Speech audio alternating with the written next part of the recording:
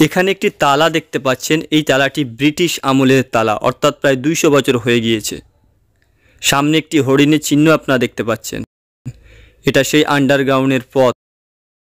তার সামনে যেটা দেখা যাচ্ছে ওখান থেকে গুহা আছে, ওখান থেকে আপনি বেষ্টন করে মাটির সুড়ঙ্গ দিয়ে আবার উপরে আসবেন। সেখানে আমরা যাব এখন গুপ্ত সুড়ঙ্গের দিকে। এইখানেই সব লুকায়িত করে রাখা আছে জগৎ শেঠের গুপ্তধনগুলো। জগৎ শেঠ ছিল অনেক বড় মাপের ব্যবসায়ী এবং অর্থমন্ত্রীও তিনি ছিলেন। তবে জগৎ শেঠ কোনো ব্যক্তির নাম নয়, এগুলো ছিল তাদের সম্মান কিংবা উপাধি। এদের আসল নাম ছিল মানিকচাঁদ, উদয়চাঁদ, ফতেচাঁদ। আর এদের মধ্যেই প্রথম যিনি জগৎ শেঠ উপাধি পান তিনি হলেন ফতেচাঁদ, অর্থাৎ যাকে আমরা জগৎ শেঠ নামে চিনি। তো ভেতরে আমরা যাব। তো এখানে একটি দেখুন তালা দেখতে পাচ্ছেন আপনারা, যেটি ব্রিটিশ আমলের তালা। এটির বয়স প্রায় 200 থেকে 250 বছর হয়ে গিয়েছে। দেখুন এখানে ব্রিটিশ সিম্বল, সিংহের চিহ্ন আপনারা দেখতে পাচ্ছেন। সামনে দেখতে আপনারা পাচ্ছেন একটা হরিণের শিং।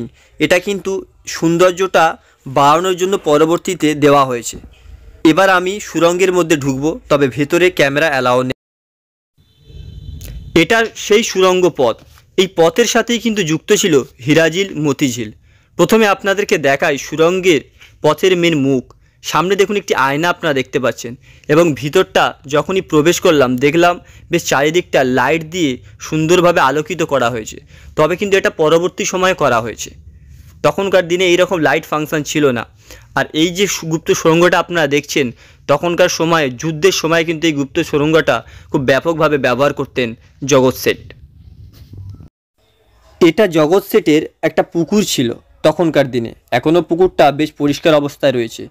যে পুকুরটায়, অর্থাৎ ওরা ছিল যেহেতু মারোয়ারি, তাই পরেশনাথের মন্দিরে যাওয়ার আগে এই পুকুরেই কিন্তু তিনারা স্নান করতেন কিংবা হাত পা ধুয়েই কিন্তু ওই মন্দিরে যেতেন। আর এটা সেই মন্দিরের চিত্র।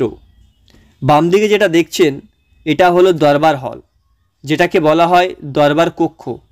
এদের কিন্তু বিচার করার ক্ষমতা তখন ছিল না প্রথম পর্যায়ে, পরবর্তীতে নবাবরাই কিন্তু দিয়েছিলেন ক্ষমতা। তো এখন আমরা দরবার কক্ষের উপরে উঠব এবং সমস্ত কিছু আপনাদেরকে ঘুরে ঘুরে দেখাবো, এবং কিছু কিছু অংশে ক্যামেরা অ্যালাউ নেই, তারপরও আমি কিছুটা চেষ্টা করব আপনাদেরকে দেখানোর। দরবার হল যাওয়ার আগে এইখানে একটা আপনারা মূর্তি দেখতে পাবেন সাদা অংশের। ইনি ছিলেন হীরাবাই নর্তকী।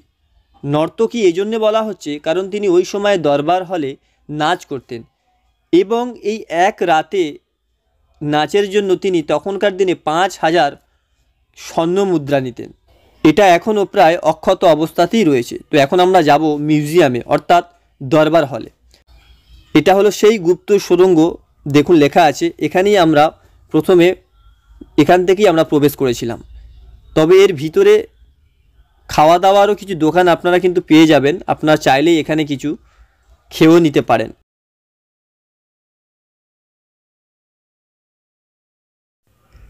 এটা দরবার হলের পথ, একদিকে ওঠার পথ এবং একদিক থেকে নামারও পথ। তবে এটা কিন্তু 3য় ফ্লোরে আমরা যাচ্ছি।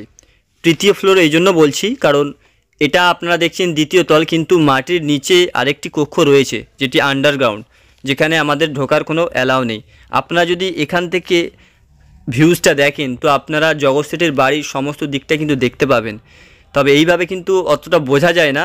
এই যে সামনে যে দরবার কক্ষ দেখছেন এরই নিচে কিন্তু বিভিন্ন সুড়ঙ্গ রয়েছে, তার নিচে থেকে আপনাকে এখানে আসতে হবে, এবং আসার সাথেই আপনারা কিন্তু বিভিন্ন দেখবেন আসবাবপত্র যেগুলো হচ্ছে জগৎ শেঠ ব্যবহার করেছিল। তো জগৎ শেঠের এই যে ব্যবহারকৃত জিনিস এবং এই প্রাসাদটি দেখলে বোঝা যায় যে তিনি কিভাবে ব্যয়বহুল জীবনযাত্রা তখনকার দিনে তিনি করেছিলেন। কারণ তিনি কোনো রাজা ছিলেন না, কোনো নবাব ছিলেন না, তিনি কিন্তু ছিলেন নবাবের দরবারের অর্থমন্ত্রী। মনে রাখবেন তিনি কিন্তু নবাব সিরাজউদ্দৌলার কক্ষেরই অর্থমন্ত্রী ছিলেন। এবং বাম দিকে দেখুন লেখা রয়েছে হাউস অফ জগৎ শেঠ। তো এই যে জগৎ শেঠ কিন্তু তিনিও কিন্তু সমানভাবে অংশগ্রহণ করেছিলেন নবাব সিরাজউদ্দৌলার পদকে অপসারণ করার জন্য। অর্থাৎ আমরা শুধু মির্জাপুরকে ইতিহাসে দেখেছি, কিন্তু মির্জাপুরের সাথে জগৎ শেঠও যুক্ত ছিল। আর এই জগৎ শেঠের এই বাড়িটা, যে বাড়িটা আপনারা দেখছেন, এই বাড়িটার মধ্যেই কিন্তু সমস্ত কিন্তু আলোচনা করা হতো যে কিভাবে বাংলার নবাব সিরাজউদ্দৌলাকে তার পদ থেকে অপসারণ করা হয়। তো এটা হলো তারই বাড়ি, এবং এই বাড়ির মধ্যে আরও কিছু আসবাবপত্র জিনিস আছে। আমি আপনাদেরকে ঘুরে ঘুরে আরও একটু সাইডেগুলো আমি আপনাদেরকে দেখাবো, সাইড সিনগুলো। এটা সাইড সিন, অর্থাৎ এর ভিতরেই সমস্ত আসবাবপত্র, রূপার চেয়ার, সিংহাসন এগুলো রয়েছে, রূপোর চামচ এবং খাওয়া দাওয়ার আসবাবপত্র সেগুলো এর ভিতরে রয়েছে। ভিতরে কোনো প্রকার ক্যামেরা অ্যালাও নেই। এটাই ছিল সেই জগৎ শেঠ বাড়ির মূল চরিত্র এবং দৃশ্য। ভিডিওটি ভালো লাগলে অবশ্যই একটি লাইক করবেন এবং পাশের বেল আইকনটিতে দাবিয়ে সাবস্ক্রাইব করতে ভুলবেন না। Thank you so much.